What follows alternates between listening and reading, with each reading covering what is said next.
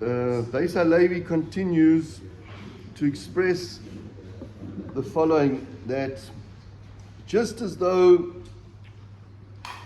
hatred brings one to serious aveiros, and that being that of what we would call lashon hara, slander, and that is because when a person reveals that he's talking about somebody else, it shows that there is a shortcoming of his fellow. And also says the Beis HaLevi that it doesn't end there. Hatred also brings a person to spread lies about his fellow, and he accuses him and he falsely attributes all the deficiencies to his fellow.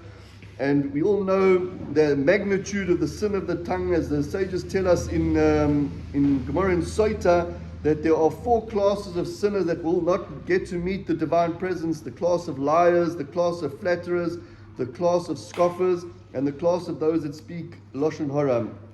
And we know that a person, if they had to be, he says, Yerucham in Levavitz, he says that if a person was speaking negatively about a person, they'd only be distanced from them if they felt that they weren't standing in front of them. If a person was standing right in front of you and screaming and begging and saying, please have mercy on me, don't embarrass me, so then a person would definitely not be able to go and speak negatively about them so easily.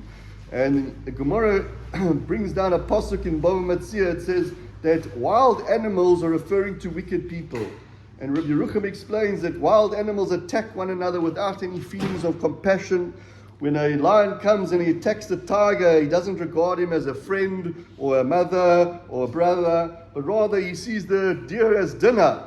And so too, when wicked people hurt others without empathy, then they know that when they're speaking lashon hara, in essence, says Rabbi Yerucham, they are eating those people alive because they're destroying them, they aren't thinking about them.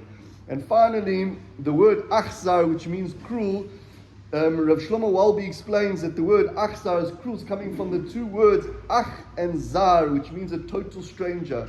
So when a person is cruel to another person, then he's looking at them as though they are complete strangers in their life. He doesn't see the closeness. So in essence, what we are looking to do is to build closeness and to understand a person and to think about what our actions are doing when we're speaking negatively about them. And please God, we should take the message and take it into our hearts.